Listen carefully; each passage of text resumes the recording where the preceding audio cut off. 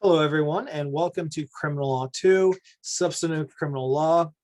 Uh, Today, we're going to begin our discussion of inchoate offenses or inchoate crimes. Specifically, today, we are actually just briefly going to jump into the realm of attempt, so attempted crimes. So a little bit of a background about attempt. Basically, what we do is we create criminal liability for uncompleted crimes.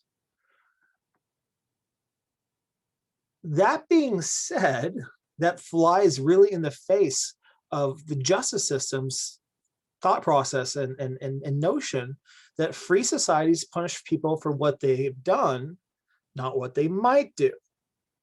That being said, we punish inchoate offenses for three reasons. One, we require specific intent or purpose to commit a crime or cause a harm, right? So there is that there's that malice there, there's that evil mindset.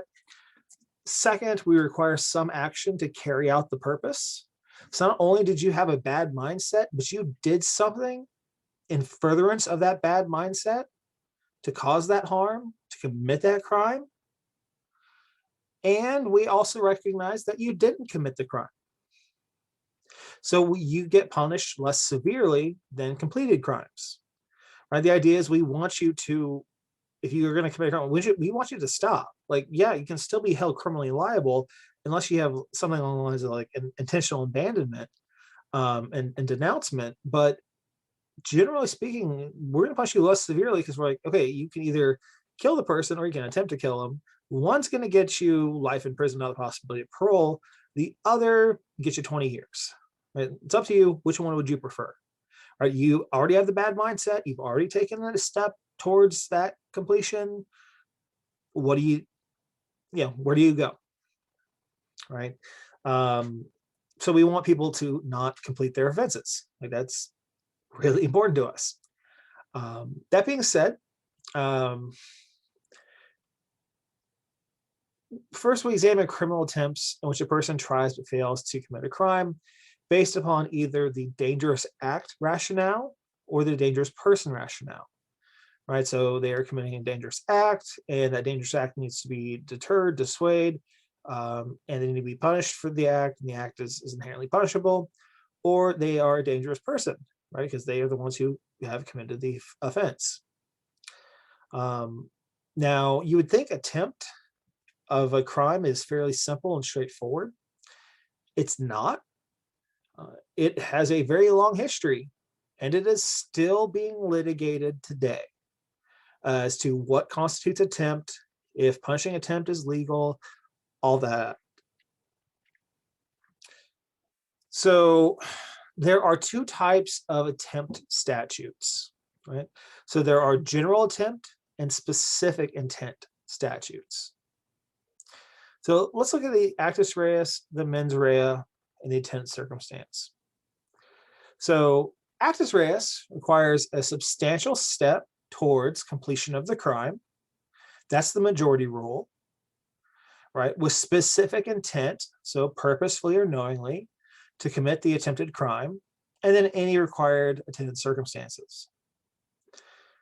So substantial step to commit a crime that you are purposefully or knowingly committing. Minority rules. Actus reus can be physical proximity to completion of the crime. Right, so how close are you to actually completing the crime, like physically located?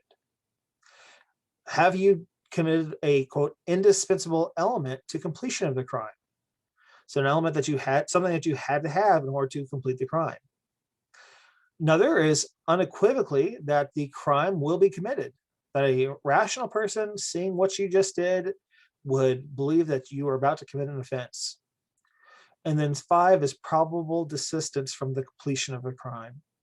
So if you're probably going to complete the crime under that rule, then yeah, you're going to be found guilty for the act, because it's probably, if you probably are going to continue it, then like, and you don't for whatever reason, you were still going to, right? Like, we need to punish that.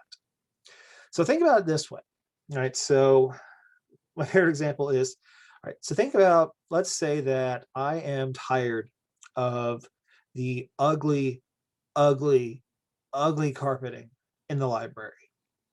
And so one day I bring in, or somebody brings in, just like gallons and gallons of gasoline, right? So let's stop there. Let's pause. Substantial step towards completion of a crime. Now we're going to look at a list of substantial steps, but they can include lying in wait. My favorite legal word, reconnoitering. Searching for or following contemplated victims. Inciting or seeking to incite the contemplated victims of a crime to go to the place condemned for its commission. Again, reconnoitering or casing the place. Unlawful entry of a structure, vehicle, or enclosure. Possession of materials to be employed in the commission of the crime that are specifically designed for such lawful use, or that can serve no lawful, or such unlawful use, or can serve no lawful purpose of the actor under the circumstances. Possession, collection, or fabrication of materials to be employed in the commission of crime at or near the contemplated, or at the place contemplated for its commission, if such possession, collection, or fabrication serves no lawful purpose of the actor under the circumstances. Soliciting an innocent agent to engage in conduct, and so on and so forth. So a substantial step, if we define it that way, if I have gasoline and like I'm going into the library to burn it down, well, a couple things have happened. One, I purchased the gasoline. Okay. So I got the gasoline. Like, could it have a lawful purpose? Absolutely. Under the circumstances, could it have a lawful purpose? Then, yeah, probably. Right? I just bought it. I can do whatever the hell I want with it. When I bring it into the library, is there any lawful purpose that I could have, that a gasoline could serve in a library? Now, the lawyers and you are going to try to make arguments. The answer is like probably not. Right? I mean, there's really no real good lawful reason for me to bring gasoline into a library. There just isn't. If we look at physical proximity to completion of the crime, I'm literally in the place that I'm trying to burn down. Right? Minority rule, actus reus there. Indispensable element to completion of the crime. In order to burn down a building, I need a building, which I already have. I know what I'm going to burn down. But I also need fire. So gasoline is part of fire, and it's indispensable, right? Like I need something to start a fire with. So I'm probably going to be held responsible under that. Somebody observing my actions would say unequivocally that the crime will be committed. Well, now this is a little bit different, right? Because can you state unequivocally that if I bring gasoline into the library, that I am going to then burn down the library?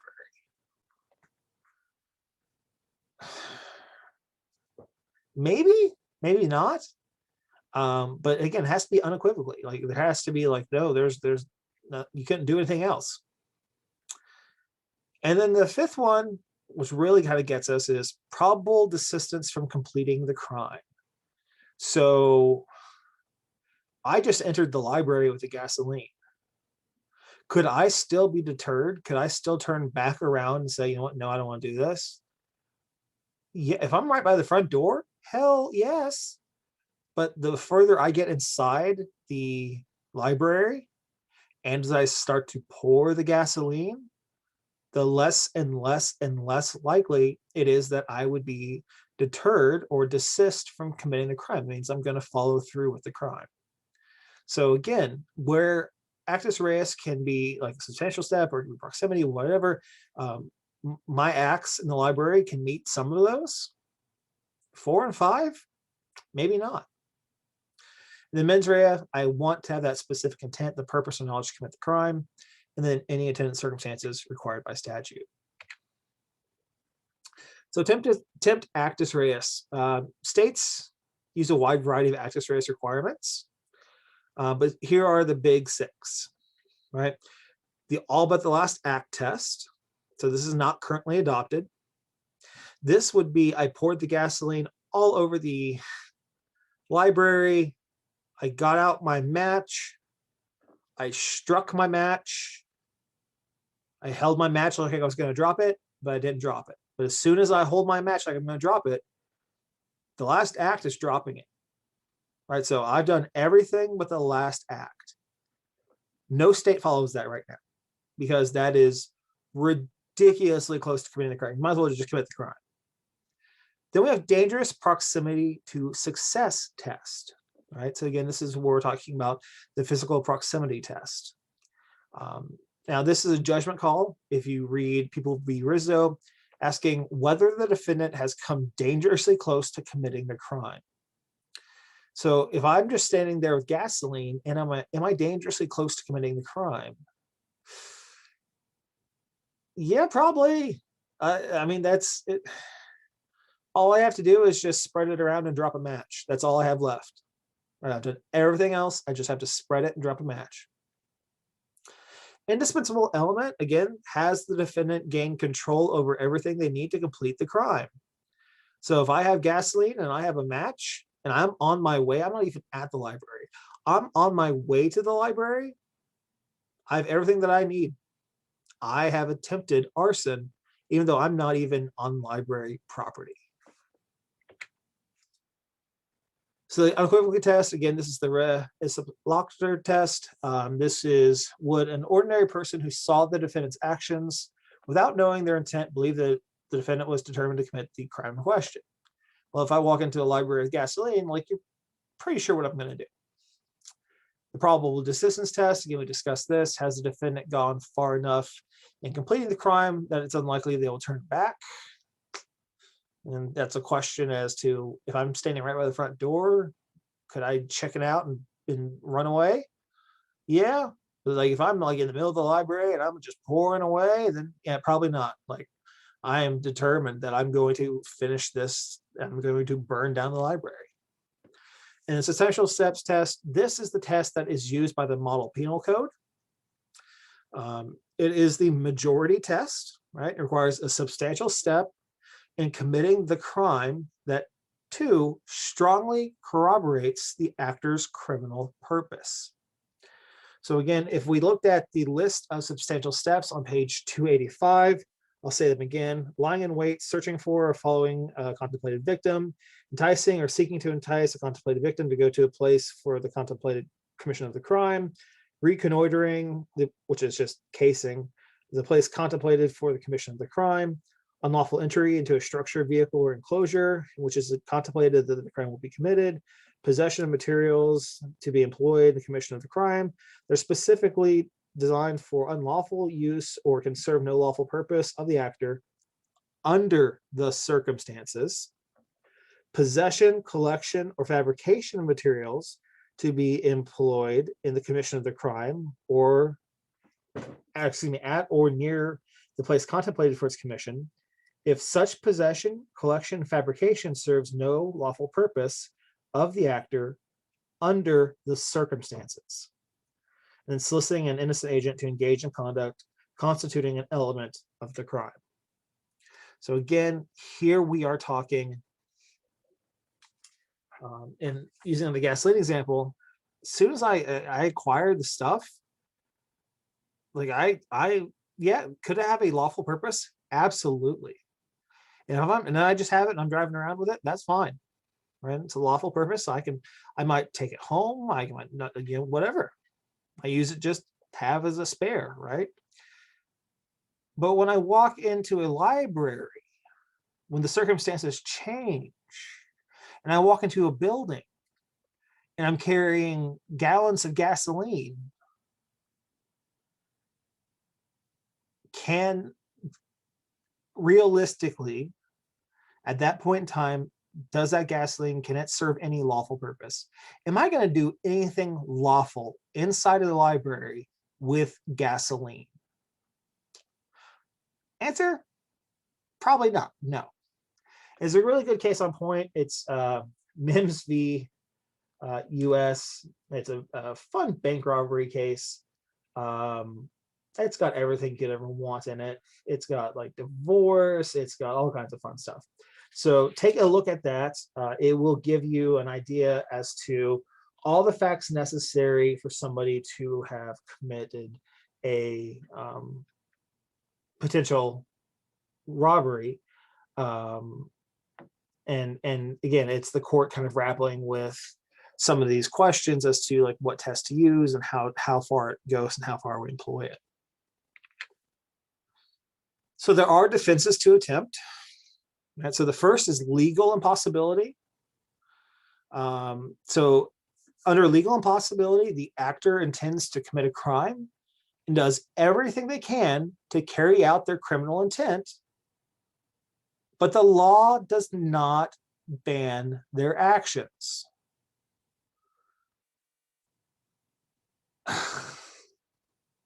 So like they wake up one day and they're like, I want to commit a crime.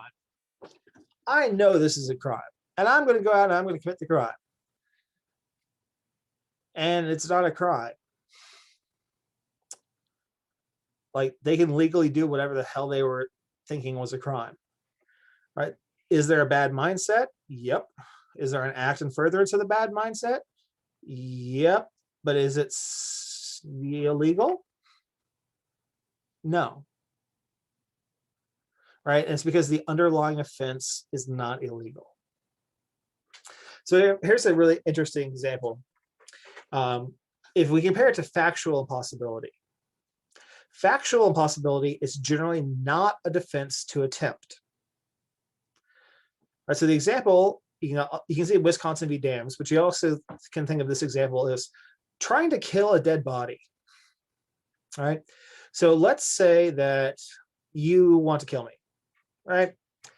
And you know where my office is, and you decide that you are going to shoot me. So you get a gun, right? You get all that stuff. But unbeknownst to you, I look like I'm asleep when you walk into my office. I look like I'm kind of just asleep in my chair. I've had a heart attack and I'm dead. And then you raise the gun and you can fire or not fire, doesn't matter. Because at that point, like you have done everything but the last act. Can you be charged with attempted murder? Were your actions illegal? Like, was your end goal an illegal thing? Yeah. So it's not a legal impossibility. But factually, could you kill me? Like, could you commit murder? Could you murder me? No, you couldn't murder me. But keep in mind the rationale behind this. You have an evil mind. You did things in furtherance of that evilness to accomplish said evilness. We're going to say that you are responsible for attempted murder. Right? Just because I was dead, I mean, that doesn't change anything. You still tried to murder me, right? I just happened to get there faster before you. That's attempt. And we have voluntary abandonment as a defense, or voluntary renunciation. So basically, the defendant completely renounces their criminal purpose, right? So basically, they kind of get into committing the crime. This is LeBaron v. Wisconsin. They get into committing the crime, and they're like, you know what? No, I've had a change of heart. I've had a change of mind. Like this is wrong. I can't do this. I'm not going to do this. I'm not morally okay with this. I renounce everything I've done. The end of story. Now, we're going to say that, okay, that's a defense. We want people to say, well, if I stop and I legitimately mean that I'm stopping, then I'm not going to get punished. We want people to do that. Like, we want people to stop committing crimes. We want them to abandon their crimes. We want them to, right? We're already saying that if you attempt to do something, we're going to punish you. And so you might still feel like, oh, I can just go through with it. But we're like, no, if you abandon, we're not going to punish you. Like, no, or punish you less at least. Now, that being said, it cannot be motivated by circumstances which can increase chances of being caught. So let's say you decide to go rob a warehouse, and unbeknownst to you, at the warehouse, when you pull up, there are 30 police cars because there is a meeting of the local police union in that warehouse. And you say, you know what? No, I'm not going to rob this warehouse. I renounce my actions. It's not going to work, right? Like, because the only reason that you renounce is because the police were there. What that tells us is you didn't want to get caught. You still wanted to commit the crime. And the whole point of abandonment is you don't want to commit the crime anymore. Also does not count if you merely decide to postpone committing the crime, or you decide to substitute a victim. So you're like, oh, I don't want to rob that warehouse. Let's rob the one across town. Sorry, that's not voluntary abandonment. You've still attempted robbery, or at least burglary of the first warehouse. And then it implicates the second one, right? Depending on what test we use. If you say, oh, wow, police are here. Well, you know what? We'll come back next week. We'll rob it then. You've already committed the attempt. If we can bust you before that, we're going to, because you've attempted, right? And that's not a voluntary abandonment because you still have the evil mindset. You still want to rob the warehouse. You're just scared of getting caught. So really, voluntary abandonment really is you want to give up not committing the crime, not that you are a little chicken shit, right? I mean, I think it should be called the chicken shit test. Like, are you chicken shit? Or did you actually not want to commit the crime? Did you have a glowing hallmark and epiphany, and angels came down and spoke to you, and you had a change of heart and you were saved and you decided not to commit the crime? Right? That's what we're looking for. So that being said, like I said, this is a short class. Next class will be relatively short as well. We will cover conspiracy, RICO, and solicitation, which again are generally inchoate offenses.